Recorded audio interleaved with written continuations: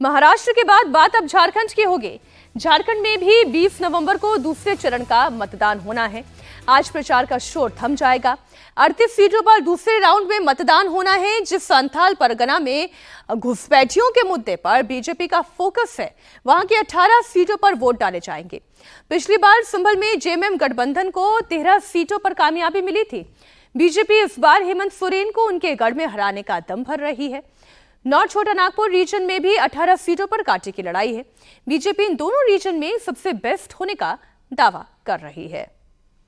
बुधवार को जिन 38 सीटों पर वोट डाले जाने हैं, उनमें से 14 सीटें एनडीए गठबंधन के खाते में थी, 22 सीटें जेएमएम गठबंधन के खाते में गई थी। ऐसे में बीजेपी अपनी स्ट्राइक रेट को बढ़ाने के टारगेट पर इस वक्त फोकस कर रही है। आइए अब आपको सीधा बड़ी स्क्रीन पर लिए चलती हूं। बात झारखंड की हो रही है। झारखंड में अब किसकी ताकत कितनी है, ये मैंने आपको बता दिया। हालांकि उस बेल्ट में जहां पिछली बार बीजेपी को सफलता नहीं मिली थी, इस बार आशा यह है बीजेपी की वहां पर ज्यादा कामयाबी मिलेगी। संथाल परगना की बात कर ले, कुल 18 सीटें आती हैं। बीजेपी और कांग्रेस बराबरी पर रही थी पिछले चुनाव में और जेएमएम को सबसे ज्यादा सफलता 9 सीटों पर मिली थी। इसके अलावा छोटा नागपुर एरिया की बात कर ले, यहां से भी कुल 18 सीटें, 8 बीजेपी, कांग्रेस के खाते में 3 और जेएमएम के पास 4 और 3 अन्य के खाते में गई थी। यहां पर बीजेपी का पलड़ा भारी दिखाई देता है। साउथ छोटा नागपुर की बात करें तो आजसू को 1, कांग्रेस को 4 सीटें हासिल हुई थी। ऐसे में आप इस तरीके से ये कह सकते हैं कि यहां पर मुकाबला फिलहाल बराबरी का नजर आ रहा है, लेकिन ताकत किसकी कितनी ज्यादा है, बोकारो, देवघर, धनबाद, दुमका, गिरिडीह, गोड्डा और हजारीबाग, झारखंड का ये घमासान दूसरे फेज में जिन जिलों में है, वो नाम तमाम आपके सामने। झारखंड चुनाव में इस बार बांग्लादेशी घुसपैठियों का मुद्दा सबसे ज्यादा हावी रहा। रोटी बेटी ये मुद्दा लगातार चर्चा में रहा।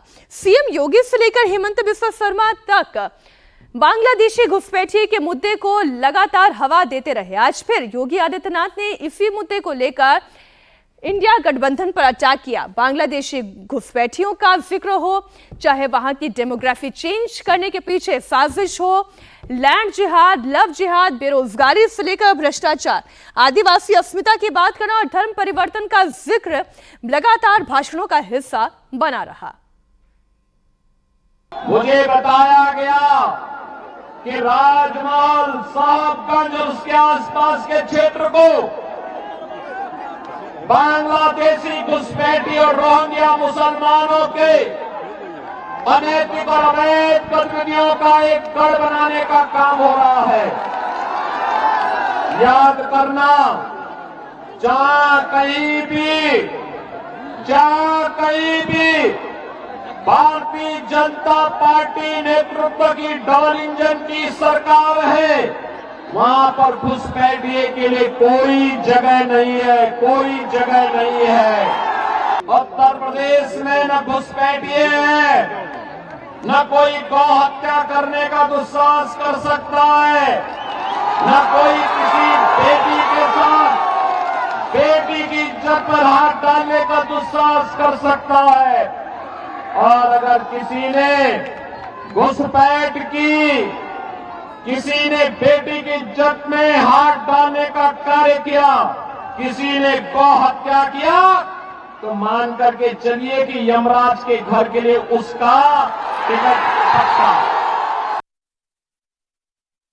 लोग चाहते हैं कि सरकार आए, घुसपैठिया का खिलाफ एक्शन हो, युवा और नारी शक्ति का जो आशा है वो साकार हो। मेरा लगता है कि एक बहुत बढ़िया चुनाव कैंपेन रहे। पार्टी ने, हमारा कार्यकर्ता ने, हमारा सहयोगी दलों ने, सबने एक टीम होके काम किए हैं और पूर्ण बहुमत का सरकार हो जाएगा एनडीए का, ये मेरा विश्वास है। झारखंड के दूसरे चरण में कई दिग्गजों की साख दांव पर लगी हुई है। हेमंत सोरेन, कल्पना सोरेन, सीता सोरेन, इरफान अंसारी, बसंत सोरेन और बाबूलाल मरांडी के अलावा लोबिन हेब्रम जैसे दिग्गज भी मैदान में हैं। दूसरे चरण में बीजेपी और जेएमएम दोनों ने संथाल परगना रीजन में अपनी पूरी ताकत लगाई है। संथाल परगना रीजन, जहां से कुल 18 सीटें हैं, आदिवासी 29% और मुसलमान 21% हैं। यही वजह है कि बीजेपी आदिवासी अस्मिता बनाम बांग्लादेशी मुद्दा जोर शोर से उठा रही है।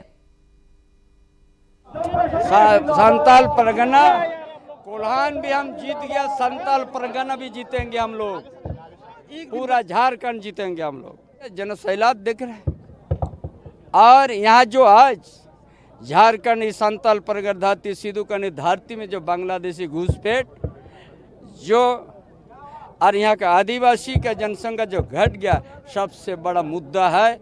सबसे पहले बांग्लादेशी घुसपैठ को उखाड़ के फेंकना है। जिस तरीके से हमारी महागठबंधन सरकार ने इस 5 वर्ष में, और जिसमें हमने कोविड भी झेला और सारी योजनाओं को धरातल में उतारने का काम किया है, मैं सभी लोगों से यही कहना चाहूंगी कि आपके दुखों में, आपके तकलीफों में कहीं ना कहीं ये झारखंडी सरकार किसी न किसी योजना के तहत आप लोगों से हमेशा जुड़ी हुई है। और मैं ये चाहूंगी कि आप लोग अपना प्यार, अपना आशीर्वाद इस महागठबंधन सरकार को दीजिए, क्योंकि हमारा इरादा साफ है, हमारा इरादा नेक है और हम चाहते हैं कि हमारे झारखंड के बच्चों को रोजगार मिले। हम चाहते हैं कि हमारे अपने झारखंडी जो मुद्दे हैं हम उस पे खड़े रहें।